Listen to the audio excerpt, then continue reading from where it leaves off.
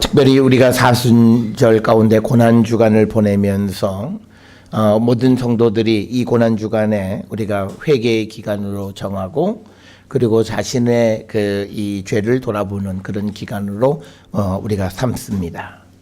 따라서 우리가 주님이 부활하셨을 때 우리도 참된 부활의 영광에 동참하는 자가 되기 위해서는 무엇보다도 우리가 참다운 회개의 열매를 우리가 맺을 수 있어야 하는데, 우리가 늘 하는 질문 중 하나, 참다운 회개란 무엇이냐라고 하는 겁니다. 우리가 회개에 대한 성경의 여러 말씀들이 있습니다. 특별히 우리가 요나서에 보게 되면 3장 10절에 우리가 자기가 행하는 악한 죄에서 돌이켜서 이제 우리가 악한 일을 끊어내는 것, 그것이 우리가 구체적인 회개다, 이렇게 기록을 하고 있고, 또 우리가 보통 회개 이런 말을 하면 그 회개의 진정성 내지는 효력에 대해서 질문을 합니다. 정말 저자가 진정 주님 앞에 회개했고 용서를 받았는가? 그리고 다른 사람의 문제가 아니라 자기 자신에 대해서도 한 번쯤은 질문을 합니다. 내가 회개한 것이 정말 하나님께서 용서해 주셨는가라고 하는 것. 따라서 우리가 이 참다운 회개라고 하는 것, 그리고 또 용서받지 못하는 회개는 어떤 것이 있는가? 오늘 주시는 우리가 같이 읽은 마태복음 26장 75절에서 27장 5절까지 나타나 있는 소위 예수님의 제자였던 베드로가 죄짓고 용서함을 받은 것과 그리고 용서받지 못한 가룟 유다의 그 모습을 통해서 우리가 정말 하나님 앞에 용서받는 그런 회개는 어떤 것인가라고 하는 것을 우리가 한 번쯤 생각해 보고자 합니다. 오늘 주시는 이 본문의 말씀을 조금 살펴보면 마태복음 26장 75절에 이에 베드로가 예수의 말씀에 닭 울기 전에 내가 3번 나를 부인하리라 하심이 생각나서 밖에 나가서 심히 통곡했다. 이 26장 75절에는 두 가지를 여러분이 기억하셔야 됩니다. 하나는 예수의 말씀이 기억났고 또 하나는 심히 통곡했다라고 하는 겁니다.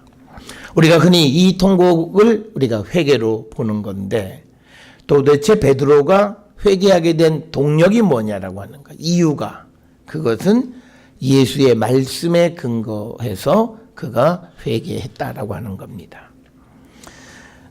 반면에 오늘 우리가 읽은 말씀 27장 3절 4절에 보면 가룟 유다는 예수를 판 유다가 그의 정죄, 즉 예수님이 정죄하는 것을 보고 스스로 뉘우쳤다라고 하는 거예요. 이 스스로 뉘우침의 핵심은 양심상 내가 저 죄 없는 우리 선생을 내가 죄 있고 이것을 팔아넘겨서 내 마음에 찔린다라고 하는 겁니다. 그래서 그가 은 30을 다시 대제사장과 장로들에게 도로 갖다 주고 내가 무죄한 피를 팔고 죄를 범하였도다. 그러니까 대제사장과 장로들이 말하기를 그게 우리와 무슨 상관이 있느냐? 내가 당하라. 네가 한 짓이니까 네가 그 죄를 당하라. 이렇게 대답하는 것을 우리가 봅니다. 오늘 우리가 주시는 26장 75절부터 27장 5절까지에서 예수님의 제자 베드로와 가룟 유다의 그 회개의 모습은 성경의 기록을 통해서 극명하게 대조되어지는데, 베드로는 예수의 말씀을 통해서 그가 심히 통곡하고 철저히 회개한 사람이 되었고, 반면에 가룟 유다는 자기 스스로 자기의 의를 드러내기 위해서 회개하는 겁니다. 여러분, 우리가 나중에 말씀을 드리겠습니다만, 회개가 결국은 나 잘난 놈이야, 나 멋있는 놈이야, 그래도 나는 미안하다고 말할 줄 아는 아주 잘난 놈이야, 그런 회개는 하나님이 용서하지 않는 회개입니다. 우리가 회개에서 발견해야 되는 건 딱 하나예요. 예수 그리스도를 발견하는 거예요. 그래서 우리가 이 회개라고 하는 것을 통해서 자기 의를 드러내는, 그래서 우리가 그냥 읽다 보면 오늘 주시는 27장 있는 이 말씀을 통해서 보면 별로 이 가룟 유다도 크게 잘못한 것이 없는 것처럼 보이지만, 그러나 여기에는 가장 큰 차이가 회개가 하나님의 말씀, 예수님의 말씀을 통한 회개가 아니라 앞에서 우리가 보았듯이 스스로 뉘우치는 회개. 이것은 근본적인 차이고, 성경이 말하는 회개라고 하는 것은 스스로 뉘우치는 회개를 얘기하는 것이 아니라 하나님의 말씀으로 자신의 잘못을 발견하고, 그래서 내가 다시 회개함으로 주님에게로 돌아가는 겁니다. 그래서 회개의 끝은 주님에게로 가는 거예요. 그래서 우리가 잘 알다시피 베드로를 보게 되면 그가 주님을 모른다고 부인하고 또 저주까지 했지만 결국은 주님의 제자가 되어서 그리스도의 십자가를 증거하는 그런 증인의 삶을 철저히 살아갔던 그 모습을 우리가 보게 되는 겁니다. 반면에 오늘 주시는 이 본문의 말씀에서 가룟 유다는 그냥 자기 의를, 자신을 드러내기 위해서 율법적 기준을 가지고 자기 의를 드러내기 위해서 내가 잘못한 것 같다, 그러니까 다 물르자라고 하는 이 말씀. 그래서 그는 철저하게 자기의 잘못이 무언지 사실은 알지 못한 거예요. 그냥 내가 보니까 저 죄 없는 양반이 고통당하는 거 참 안쓰럽네, 내가 뭔가 잘못된 것 같아, 이런 느낌에서 이건 내가 이러면 안 되겠구나 라고 하는 것, 그거는 죄를 근본적으로 발견한 게 아니라는 겁니다. 여러분, 그래서 우리가 회개할 때요, 근본적으로 이건 내가 잘못했다라고 발견하는 경우가 사실 극히 없어요. 다 상황 속에서, 다른 사람과의 관계 속에서 내가 잘못했나? 이렇게 느끼는 경우들이 많은데, 성경에서 말씀하는 회개는 그런 건 아닙니다.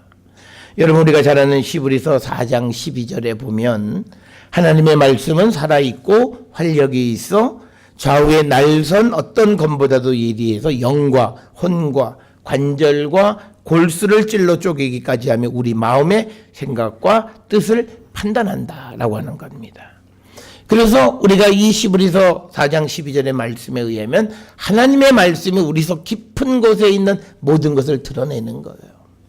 그것에 의해서 우리가 하나님 앞에 회개하고 자기의 잘못을 하나님 앞에 고하는 것을 의미하는, 그것이 성경에서 얘기하는 회개다라고 하는 겁니다. 우리가 이 고난주간을 보내면서 우리가 이 회개를 통해서 우리 속에 죄가 죽지 않으면 우리는 부활하지 못합니다. 우리가 이것을 분명히 기억을 하셔야 돼요. 우리가 부활절 이제 며칠 있지 않으면 그저 지난 주일을 맞이해서 예배에 그냥 앉아서 성만찬하고 이렇게 시간이 지나가면 나도 부활의 영광 가운데, 그게 아니라 이제는 우리가 이 세상을 끊어내는 거고 이 세상에 죄악된 것을 우리가 끄집어내야 되는데, 그 끄집어내는 것은 다른 게 아니라 하나님의 말씀을 통해서 나를 돌아보고 내 속에 있는 모든 죄악된 뿌리를 우리가 뽑아내는 거예요. 그리고 난 다음에 이제 그리스도의 십자가의 죽음과 부활을 통해서 우리도 새로운 생명으로 거듭나게 되어지는 것이다라고 하는 거예요. 이것이 우리가 회개고, 이 회개는 우리를 부활로 이끌어가고 새로운 생명으로 우리를 이끌어가는 거예요. 앞에서 우리가 회개를 통해서 우리가 예수님을 발견해야 된다는 것은 회개를 통해서 우리가 생명을 얻는 겁니다. 우리가 요한복음에 보면 예수님은 우리에게 생명을 주시는 분이잖아요. 그러니까 우리가 죄가 있다라고 하는 것은 내가 사망 가운데 있었어요. 내가 누구인가 뭐를 잘못했고 하나님 말씀을 어겼으면 나는 사망 가운데 있었던 사람인데, 이제 내가 그 죄를 주님 앞에 자복하고 주님이 날 용서해 주심으로 인해서 내게 주님이 주시는 생명이 머무는 자가 된 거예요. 그래서 그 주님의 생명이 우리 가운데 있는 자를 우리가 새 생명을 얻은 자라고 이야기하는 겁니다. 그래서 여러분, 우리가 철저하게 회개해야 하는데, 그 회개는 스스로 깨닫는 어떤 도덕적인 어떤 그런 것이 아니라 철저하게 하나님의 말씀에 의해서 나를 뒤집어 보고, 그래서 우리가 그 회개의 역사를 통해서 예수 그리스도를 발견하고 내가 그 주님이 주시는 생명이 내 안에 넘쳐나는 자가 되는 것. 바로 이것이 우리가 진정한 우리가 회개고요. 이런 회개를 진정하면 우리는 부활절 아니더라도 부활의 영광에 들어가는 거예요. 굳이 우리가 무슨 날짜를 기다렸다가 4월 1일 날 돼서 부활하는 게 아니라 날마다 내가 내 죄를 철저하게 죽이고 회개하고 정말 주님을 발견해서 주님이 주시는 생명 가운데 들어갈 때 우리는 새 생명을 얻고 부활하는 그런 성도가 될 수 있다라고 하는 것. 그것을 우리는 꼭 기억을 하셨어요.